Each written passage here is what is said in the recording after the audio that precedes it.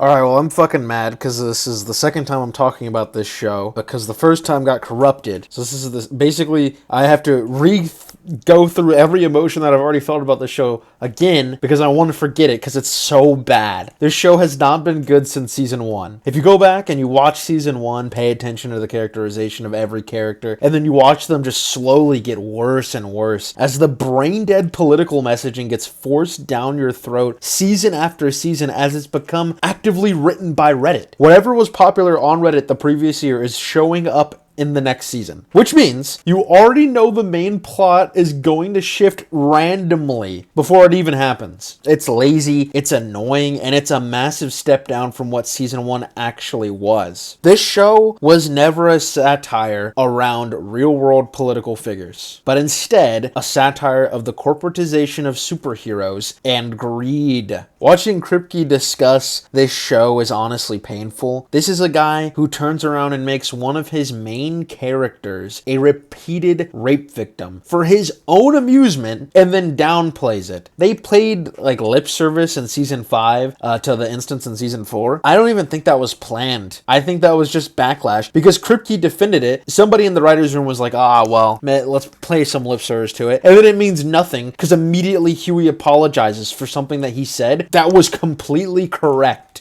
and true. The actors are poking fun at people who didn't like the show, basically saying that they're right, but in corporate speak. Kripke is poking fun at people who didn't like the show because he's upset that he's being called out for his disgusting behavior. He doesn't understand superheroes. He doesn't know how to satire these superheroes. He's just like a freak, dude. It's really weird. The performances of the actors, they're doing a fine job, but you can tell the subtle differences in this season when the actors just stopped caring and revert to the original shape of the character and then read off the page of the script so that Kripke can put whatever agenda he wants into the show. Let's talk about the actual plot of season 5, because if you stop to think about anything that happens, it just kind of falls apart. The boys should have been dead 3 or 4 times this season, alone. Take the base sequence, the one where they're there looking for the V1. Frenchie basically manipulates Soldier Boy into killing his own brother, and somehow all of them just get to leave? Either Soldier Boy, who was literally drugged to be as angry as possible not even 20 seconds earlier, somehow understood that they had to kill his brother for any of them to survive and would rather be upset about that, the fact that he had to kill his own brother, than the one who manipulated him to do it. Or the writing for this show is dog shit. Because if it's the former, then that means that it shows a maturity and decency to Soldier Boy that just isn't intended by the writers. So it's actually both. Then there's the spores. Okay, this is a minor nitpick, but I noticed it on my first watch. Spores in your body that change your brain chemistry do not simply stop on a dime because the source is disconnected from the host. I could accept that plot hole, to be honest with you. It doesn't really bother me. It was just something that I laughed at whenever I was watching the show. But what I cannot accept is how long the boys survive while each member of the team is trying to kill each other, while several members of the team actively have powers. And don't even get me started on the fact that fucking Starlight left to have her solo episode, which regurgitates information that we already knew, that she already knew, just so she can randomly get teleported back to Huey in the next episode anyway. MM gets shot in the shoulder blade, and he never mentions it again. He doesn't even seem fazed by it when it happens, and he doesn't have a limp or anything. He's just moving around freely. For the amount of time that they were actively trying to kill each other, they somehow all survive? That just shouldn't be possible. You're telling me Butcher, the guy who is currently being amped up by spores to make him as angry and bloodthirsty as possible, doesn't just kill Homelander when he sees him weak in a cell? The guy he wants dead more than anyone at the cost of everything and everyone close to him, despite actively engaging with him, being taunted by him, and seeing him in a weakened state, he doesn't take the time to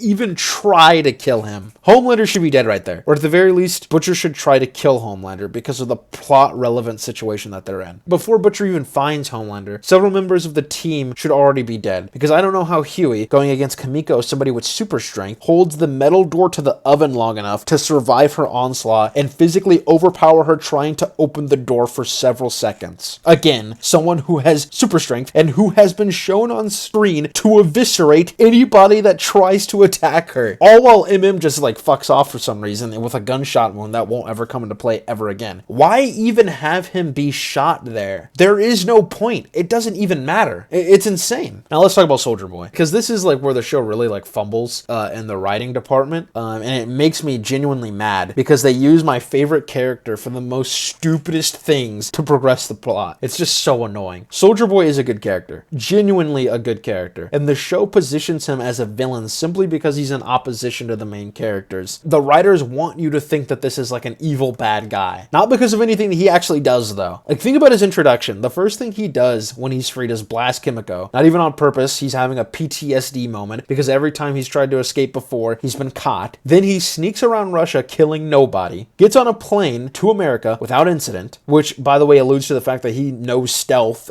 from his time in the war, something that I'll get into later. Gets home, has another PTSD episode, gets found by the boys, laments killing innocent people and being betrayed by the corporate suits, then agrees to a deal with Butcher, somebody he doesn't even trust, to help him find his own team in exchange to kill Homelander. That beginning portion of his characterization is good. Shows he doesn't want to kill people whenever he doesn't have to, is only focused on getting home, is sad whenever he kills innocent people, and when push comes to shove, will do something to further his goals with people he doesn't trust, despite the fact that the last time he trusted a team, they betrayed him and had him on ice for 40 years. That characterization is actually really good. He's a traumatized guy who gets pulled into a time period he knows nothing about, and he's willing to work with people he doesn't trust because they can help him in ways he can't manage alone. And he acts exactly like what he is, a guy from the 60s and 70s. Candid, hyper-focused on his goals. The first time he meets opposition from someone on the new team, he hears them out, in contrast to what we see from Noir's flashback. Tries to keep casualties to a minimum, gives Huey a time frame to find what they need and get out of there. When Huey blows that window chasing personal revenge, Soldier Boy goes in there and accidentally kills innocent people. Their deaths are arguably Huey's fault. But even then, right before he does, like anything,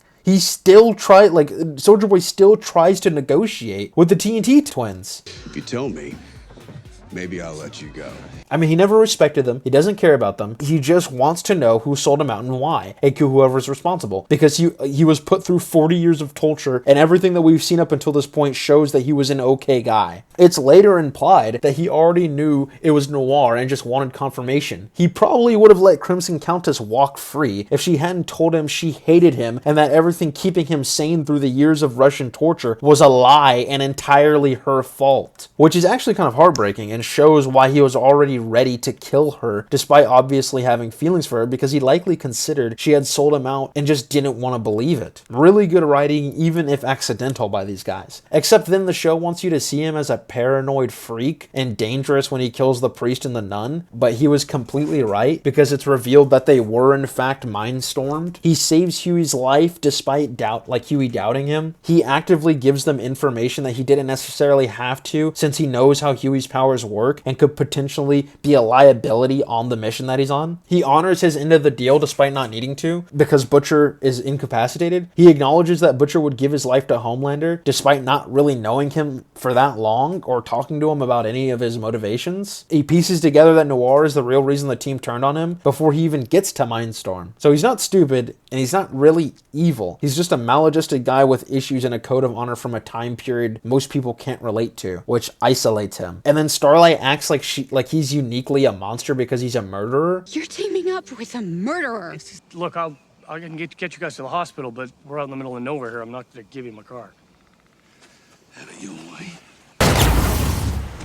While every single member of the boys has killed people, not even in self-defense. Like in season 2, Starlight murders a guy for pulling a gun while 2 people are demanding this guy's car, even after he had already agreed to help them. Like, what are we doing? She arguably has the most cold-blooded murder in the whole show, except for Butcher, as far as the team goes, I mean. And then she accepts Butcher back anyway, somebody who's way more evil than Soldier Boy is, by any metric that we've seen in the show. The writers clearly wanted like a twist villain and built a character who just refused to cooperate with that role, which is just funny. Everything Soulja Boy does on screen is so consistent and so justified that the audience has no choice but to like him and root for him in the finale whenever Butcher stupidly betrays him. He's not a villain. He's a morally gray anti-hero who is no different and arguably more principled than any member of the boys except for MM. And then they start retroactively trying to make him worse by just telling you things that contradict everything you've already seen or were told before and will go on to see. Like, they want him to have never really fought the Nazis, which doesn't make any sense because his entire motivation for becoming a soup was to fight the Nazis. His suit is designed for combat. It has a knife and a 1911, and it specifically has body armor for propaganda purposes. Like, what are we doing? When we watch him in Nicaragua, he's disciplined, precise, doing his research before he even shows up there. He doesn't mix up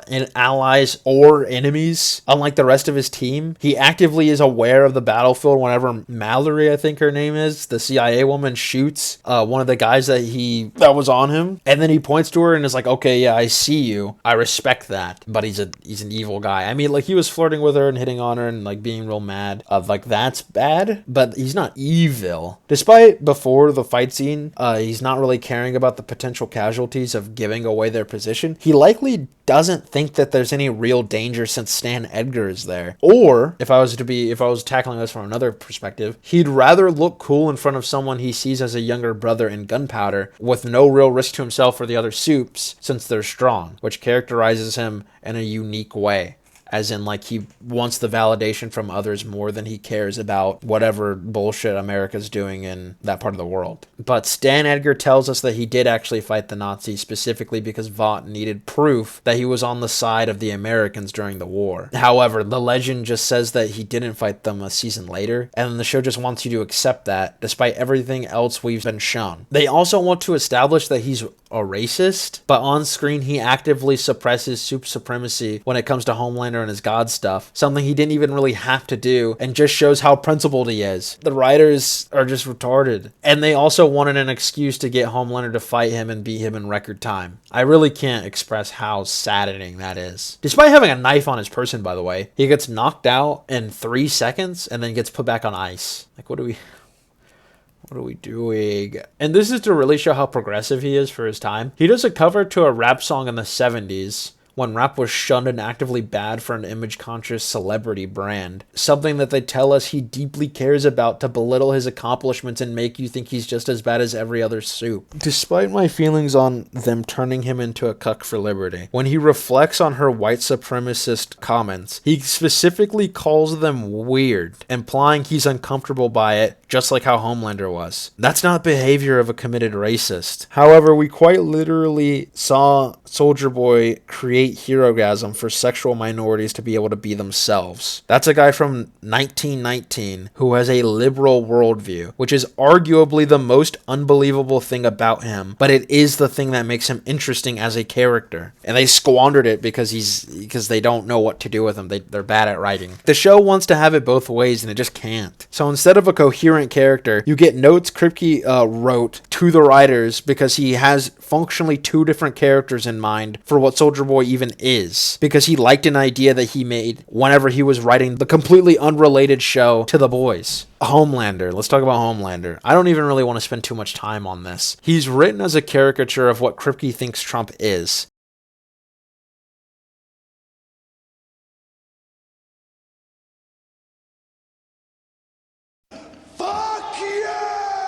And he doesn't actually make sense as a character because of it. Like, going insane is not an arc when there's no reason for him to be insane. He was a competent character in season 1, and then they randomly made him stupid. Then they were like, well, let's make him come off as more psychotic the longer the show goes on, because that's what happened in the comics. They only made him insane to cover up the fact that they randomly made him stupid. And that's besides the point, because there were legitimate reasons he was going insane in the comics. Even insane people have a logic to their motivation and goals. They have those things. Homelander in the later seasons just escalates with no coherent strategy, and there's no reason behind it. He's not suicidal or anything. He doesn't just want power for the sake of having power. He actively wants to create, at least on some level, a soup-centric society, but it was never even set up why, what that even looks like to him, why he thinks that he needs the US to do it, why he would even care about systems set up in place by people in the first place. There's no substance behind anything that he does. He's literally just a mouthpiece for Kripke so he can make fun of Trump. That's not a character. They dialed up a character for the sake of an agenda, and it's bad. And then there's Butcher. He's mostly consistent through the series, I'll give him that. Except this weird thing where characters act like there's some good in him when he's repeatedly left them to die for the sake of his goals. They reiterate this in this season too. Like, yes, we know the guy who's betrayed people for his goals will betray people for his goals. Huey learns nothing new in that scene. He's been ramping up his anger throughout the seasons, which I like. But around the middle of season 5, he randomly starts acting like his season 3 self whenever he's on the V. And then the last few episodes, we get a more subdued version of him for no reason at all. Then out of nowhere, he wants to kill every single soup on the earth again. The finale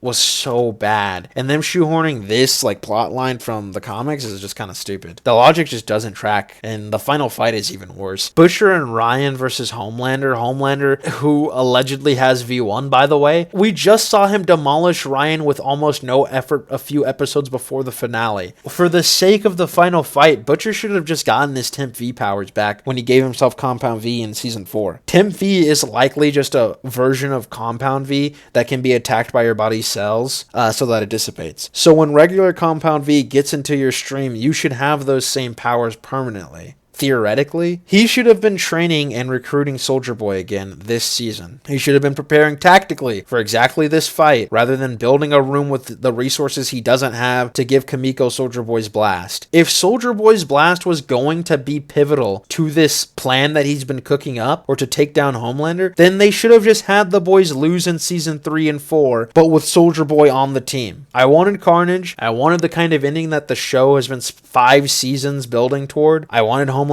to look like Glenn from The Walking Dead. I wanted Butcher to bring up Becca and Homelander have some kind of back and forth with him about her. Like, especially once he realizes that he's going to die, and him explaining how sorry he is about Becca, since ever since he did that to her, his life has been actively tormented by just a normal guy with a vendetta. I wanted to see Butcher actually be fucking mad, by the way, like how he treated every other soup up until this point. Instead, we got this. We got him like, this is for Becca, as calm as can be. Why the fuck is he more like angry at Mesmer and showing more rage towards Mesmer in season 1 than beating the guy who ruined his life?